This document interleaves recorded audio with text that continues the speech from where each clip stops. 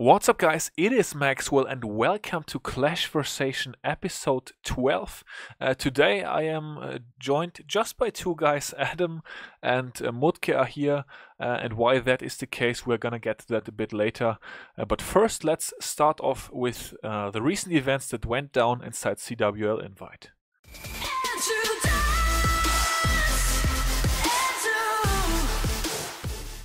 All right, guys, welcome to the show. A lot of things did happen actually this weekend, did go down. Couple of surprising results as well.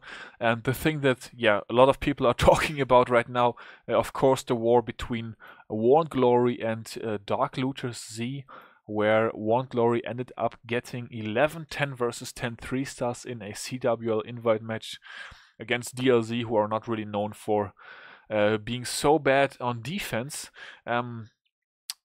In case you are not aware of this, apparently Warrant Glory do have a Town Hall 9 dual member in North Remembers, which is of course the clan DLZ matched for the last CWL match. And since the North Remembers DLZ war had not been streamed or recapped, DLZ decided to reuse a lot of their Town Hall 10 bases, especially the higher weights from what I understand. And the North Remembers dual member for One Glory screenshotted all the bases. One Glory built them just to be able to possibly friendly challenge them in case DLZ would reuse them, which they did of course, and that apparently helped them to get so many 10v10 triples. So guys, what do you think about this one? I think that Adam, you already said something about that before we started recording. What's your take on this whole thing?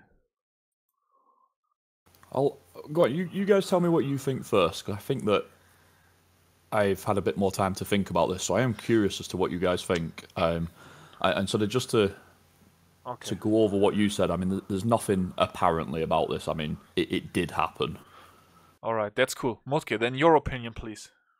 I can't really accept it. For me, it's something you shouldn't do, and it's also forbidden in just if you look into the CWL rules, like to copy bases from other clans you matched and then give to a different clan, even if you're a member in both clans. And I don't really get how so much people defend Warren Glory and how Warren Glory even can stand out and say, yeah, we do that every week with our dual members. It's just stupid in my eyes.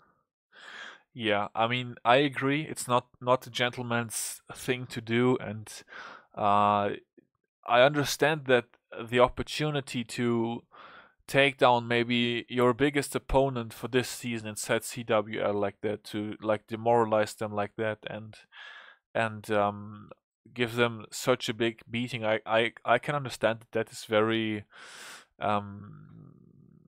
tempting, of course, but at the same time, I don't think I would ever do that if I got offered it, because in my opinion, it's just not really, I don't know if I should say fair play, but it's not a gentleman's thing to do. And I mean, I have fun in fair competitions, which I win because I'm just better. And clearly, for this one, there was apparently an element involved that was not around skill, but just about taking advantage. So, yeah, I mean, I don't know. I don't feel good about it either. So, Adam, what's your take?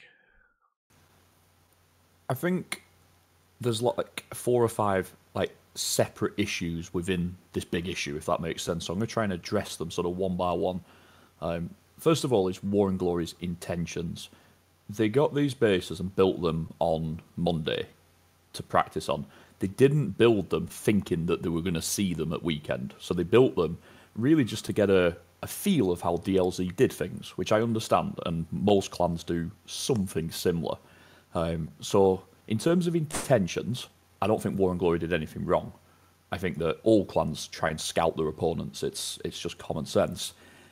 Then we go on to how they got the bases, and they got them from a dual screenshotting from another clan, and that is completely unacceptable. The guy should be banned from the league permanently. Like, there's just no excuses for doing that kind of stuff. Obviously, North Remembers and War and Glory should kick him anyway, just because it's not in the spirit of the league in any way. I mean, it is just wrong. You shouldn't be getting an advantage from having a duel. That's not how it's meant to work.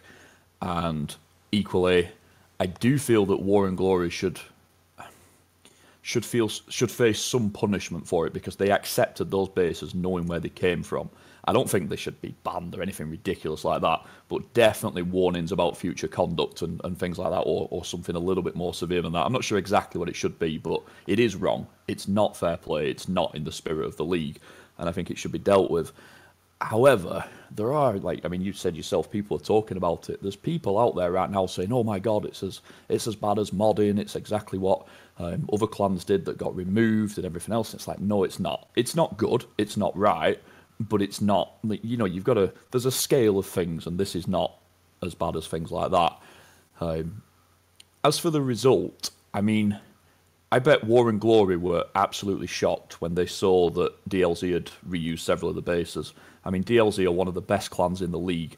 They know the league, they know the wars, they know how to fight them, they know how to win them. And they know that reusing any base is a risk. We've seen it. I mean, this is not a new thing. We've seen it in Season 1, Season 2, Season 3, Mid-Season, Premier, Light, Rising. We've seen it in every league, playoffs as well. People reusing bases hurts. It always hurts the clan. It always comes back to haunt you. It's not a good idea. And I understand that sometimes people are going to reuse bases because they have to, but they have to take responsibility for that. If you're going to reuse a base, you've got to say, okay, if it has been seen before, and if I get tripled very quickly because the other clan's seen it or whatever, that's on me. I can't blame other people for that. So like I said, lots of separate issues there. I think that the result should stand, because at the end of the day, DLZ reused the bases. That's their sort of, they need to live with that. I think that the guy that did it should be banned outright, because leaking bases in that fashion is completely wrong. And I think that War and Glory should be warned on future conduct, because it's not in the nature of the league, in my opinion, to do that kind of thing. Yeah. I agree with you that Town Hall 9 should definitely get removed from the CWL, be banned, because he clearly does not understand the values and the sense of fair play, in my opinion at least. So I hope that's going to happen.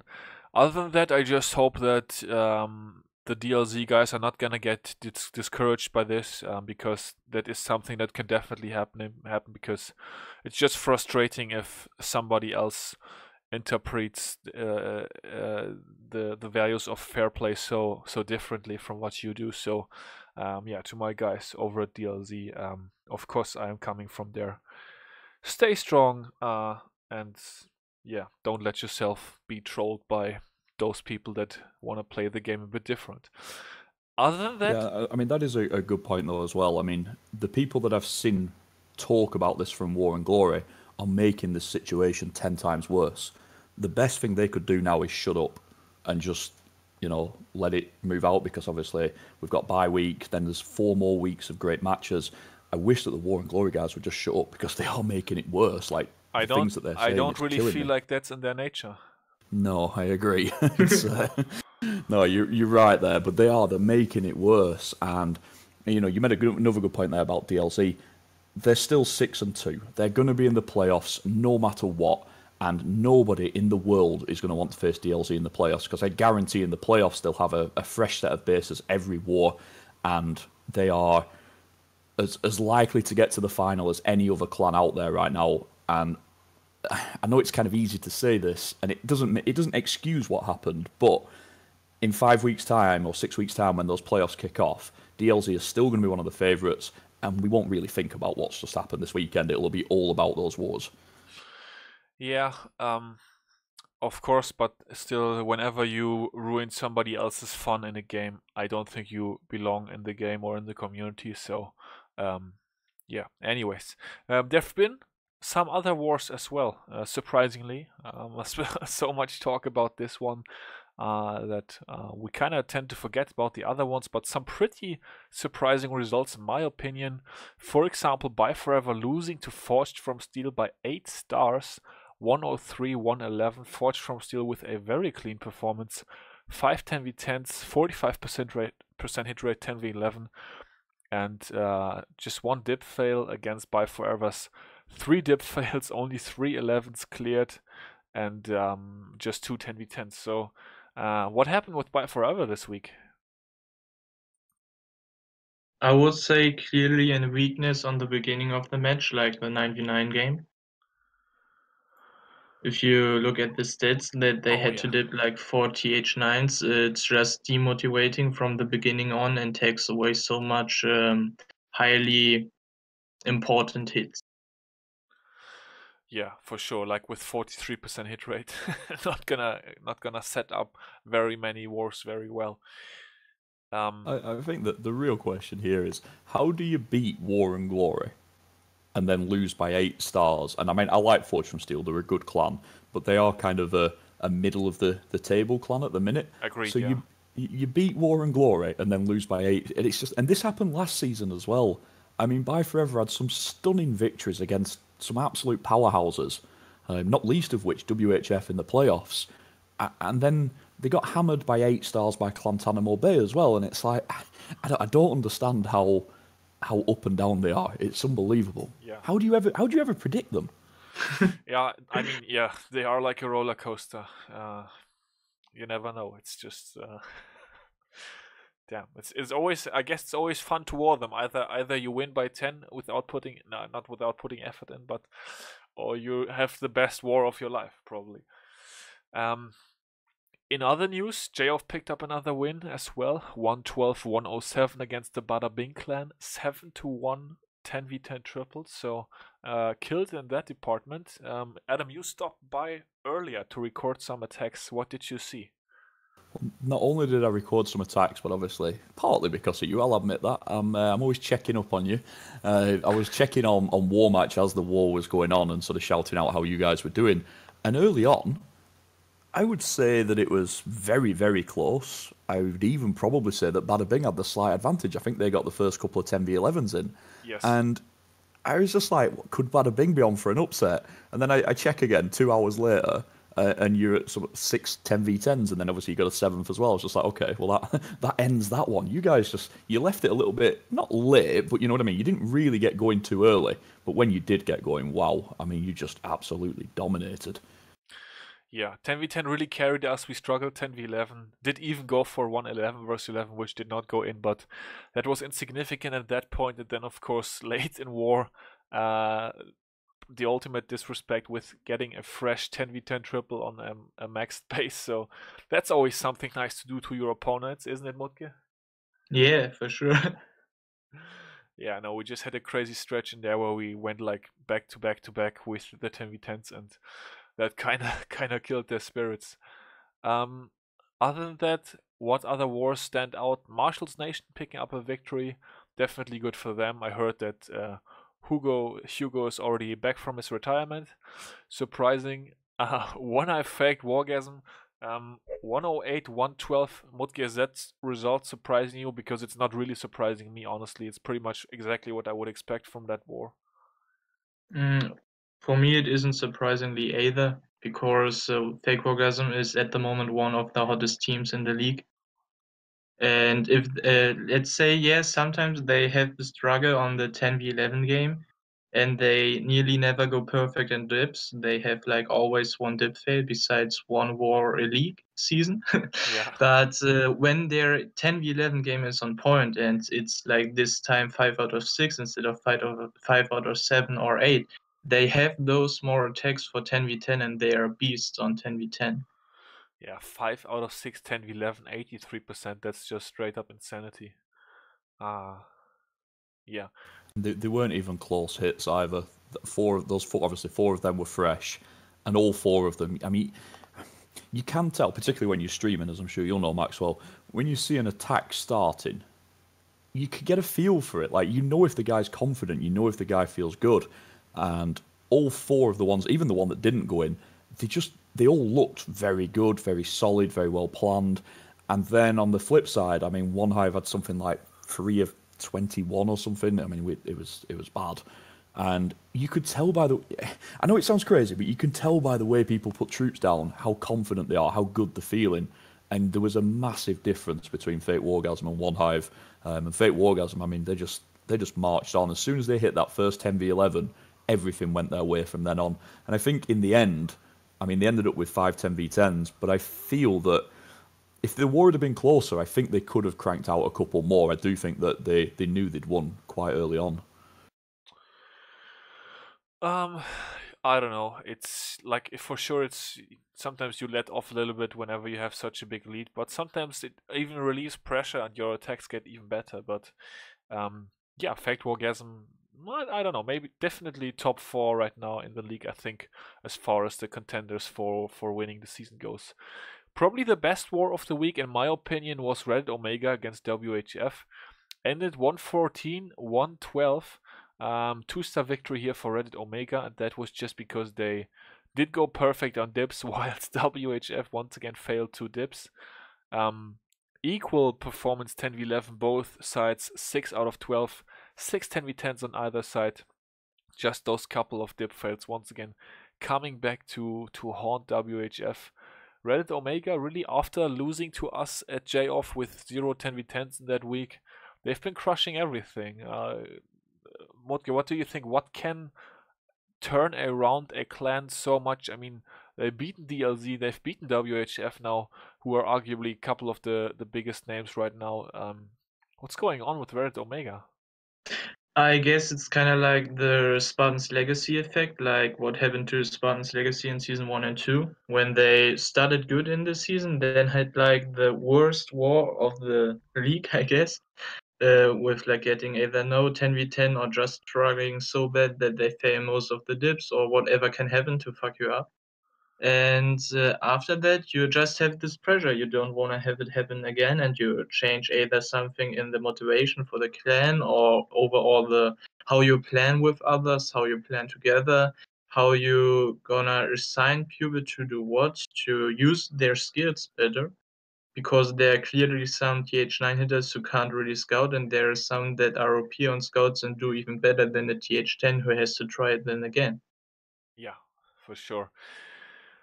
Another war that happened was between Mariana Trench and One Hive 2.0, and maybe for some a surprising result: 105, 109. One Hive 2.0 with the 4-star victory, and once again pretty similar to WHF. It was the dip fails that hurt us at Mariana Trench. 2 dip fails early-ish in the war forced us to go 11 versus 11 twice. We did get 2 more 10v10 triples, but that was just not enough. Also a poor 10v11 performance that really cost us. Had a lot of attacks still to coordinate late in the war, and yeah, that's just an off week for us. 2.0, in my opinion, did do what they were expected to do. 3 10v10s, okay performance on the 10v11, and then perfect dips, which they have always been good at, to be honest. Picking up a victory, so definitely well done to them. And then the last war I want to talk about with you guys, or primarily with Adam actually, because Adam, you and I have both sort of been sympathizing with the Pinoy Bandidos lately, and this week they couldn't even beat Emphatic Elite. No offense to Emphatic Elite, but definitely a war where I would have expected them to do a lot better than 106, 109 for the loss. I guess there is not much hope left for them. It's just unbelievable. It's like whoever they go against, whether it's the top of the league or the bottom of the league, they just narrowly lose.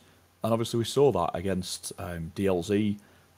You know what I mean? They had fantastic scores against good clans, and then when they come up against weaker clans, again, they're always just a little bit behind. It doesn't matter who they're against. I'm pretty sure if you put them up against a farm clan, they would lose by 2 stars. It's like, I don't get it. It's like this was their opportunity, and they started reasonably well. It was 6 11s instead of 5, which, you know, is heavier, and because their 11s have been sort of some of the, I think they're like top 3 in the league on 11s. You were like, this suits them down to a T. And I mean, shout out to Emphatic Elite. You've got to give them respect, because obviously both clans were 0-6. It really was an awesome war. I mean, we always focus so much on the top end that this was like a really exciting one on the bottom end. But I mean, if Pinoy Banditos wanted an opportunity to get a win, because I mean, look at Emphatic Elite, 109 stars. They failed a dip, just 2 10v10s, couldn't clear an 11. I mean, they weren't great stats. That's a war that they should have taken something from. I mean, they'll be gutted. Yeah, absolutely. Of course, congratulations to Emphatic Elite for sure. Well done, and definitely good job by you guys on capitalizing on the opportunity here, but one that definitely surprised me. All right, but that leaves us with 4 clans. Well, I guess SL can still catch up, but 4 clans atop the league right now with 6-1 records. Worn Glory, Faked Wargasm, J-Off, and Reddit Omega. That's how we're looking right now. And overall, I think it's sort of narrowing down. Of course, at the beginning of a season, it's always a question of how strong is each individual roster, who can even win the league. And I kind of wanna. I said I had a top 4 in my mind right now for right now. But I want to make it a bit tougher, actually, also for myself. So at this point, how about every one of us picks the top 3 clans that are probably gonna win the league? And since I always have you guys go first, why don't I start this one off? So, um, it should definitely be interesting if everybody who is playing well right now is going to finish the season inside CWL. I guess there could be a couple of surprises still. For me, the top 3 clans to win the season right now are DLZ, Faked Wargasm, and Reddit Omega. How about you, Mutke? I would say every time Spartan's Legacy for sure. But let's say I have to take 3 other ones because I'm playing for Spartan's Legacy. Then it would be Fake Wargasm, Worn Glory, and J-Off. Because I have faith in the Nines that they do well when when it is about the playoffs. Interesting. Adam? Yeah, this is tough because I will say this: what we were talking about earlier with War and Glory and DLZ, even though War and Glory got the win, mentally this will have affected them. Same with DLZ, it will have affected them, and we'll see what happens after the bye weekend. However, I think they're both strong enough, and I think they are the best 2 clans in the league, so I have to pick those 2 straight away. And then behind that, again, it's tough, but from what I've seen of Fate Wargasm, I can't not put them in the top 3 at the minute. They're a machine. They really are. They're brilliant in every area. And I said those 3. It's difficult. You've made this tough because Reddit Omega have been so good. Spartan's Legacy have been so good. You can't write off clans like WHF as well. I mean, granted they've taken a few losses, but we know they're good. But yeah, those are the 3 I'm going for. War and Glory, Fate Wargasm, and Dark Looters Z. Cool. So, guys, today it's actually not gonna be so long, as you can probably tell about the length of the video at this point. And that, of course, has a reason as well, which we are gonna get to in a second. For now, I would just like both of you to sort of give or evaluate where are we at right now with competitive Clash, with the CWL. How do you feel about the game when you log on and do your daily clashing? What can we expect going forward? So I guess these answers could be a bit longer, but just overall, how do you feel in Clash right now, Mutke? Let's say after this weekend, not so good. I'm like on a 2-day break where I just deleted Clash because the drama around DLZ and how those little kids start putting out their internet cocks just annoys me. But in general, when you open the game and you're in the clan you really like to play with, and they are on a level with you as well, and you just know when you talk about stuff like I would do this suicide queen charge or stuff like that, whatever you want, they understand you. It's a really good feeling. All right, Adam, there's been quite a few changes for you recently. How do you feel right now? Well, I'm I'm an hour away from quitting at any point, and it sucks. But I mean, my issues are more. They're not the game itself. Like when I'm actually streaming or even playing, because I've been playing a little bit more recently. I enjoy it. The game's good. It really is. It's still exciting. I love being on voice. I love hearing people plan. I love streaming.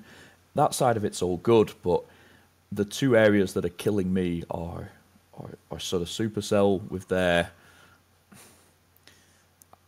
not doing enough about sort of modding and that kind of stuff. I still feel that there's a lot more they could easily do and just choose not to, and that does bother me. I'll admit that.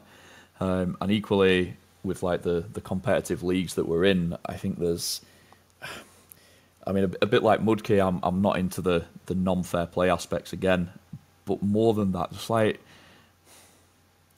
we're stifling the game at the minute, and you'll know this yourself, from the views that you get and things.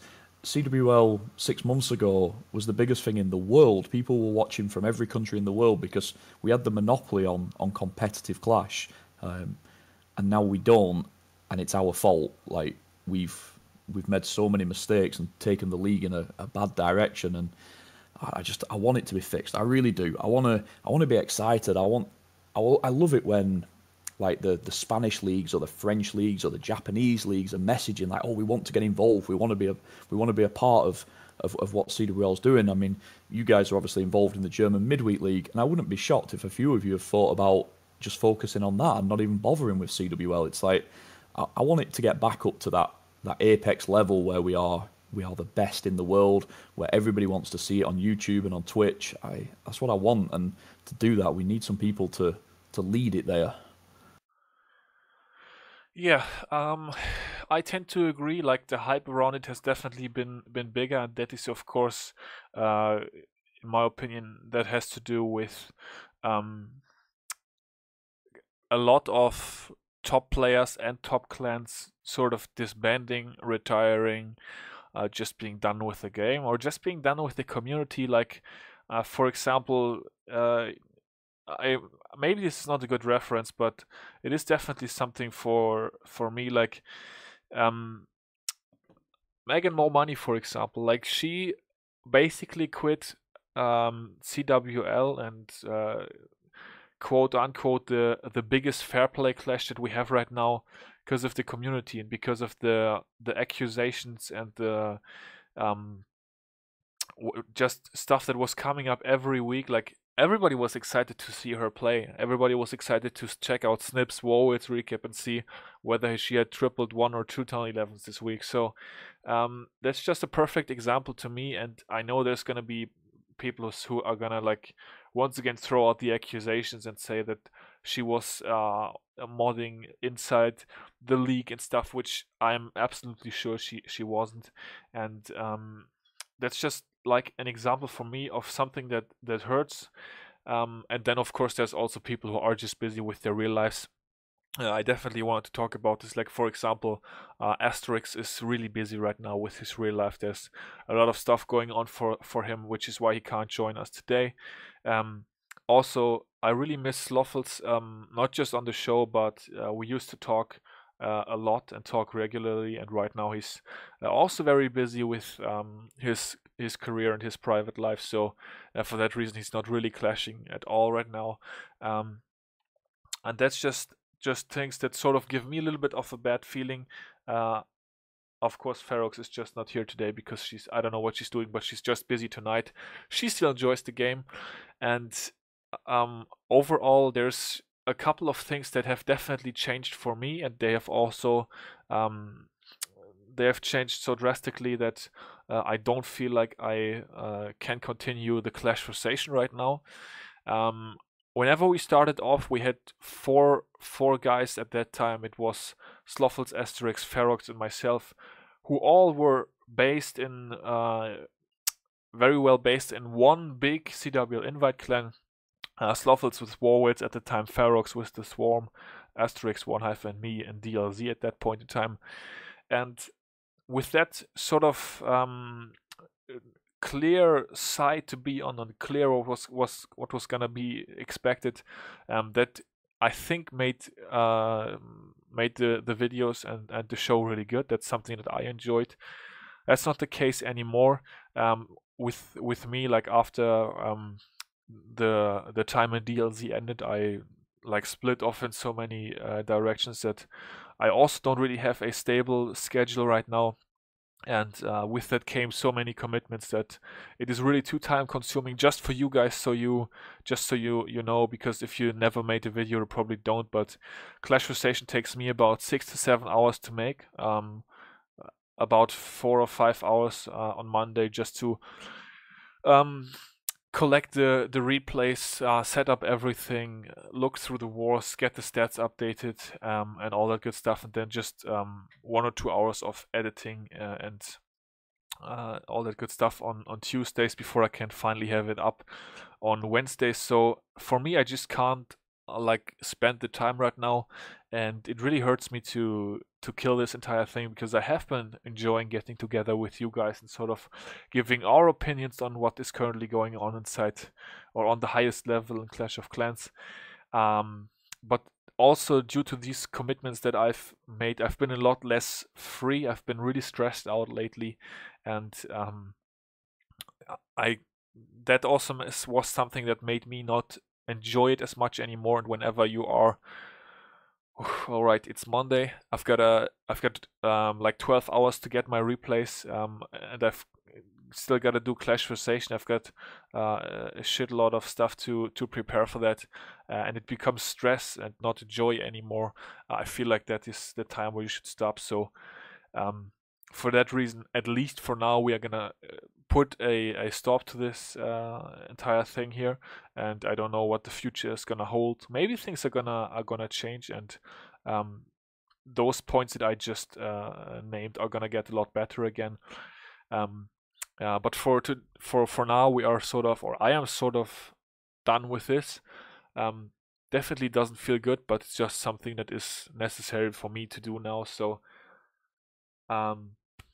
yeah, I've already talked about the guys that can't be here today. The two of you, any final words looking back?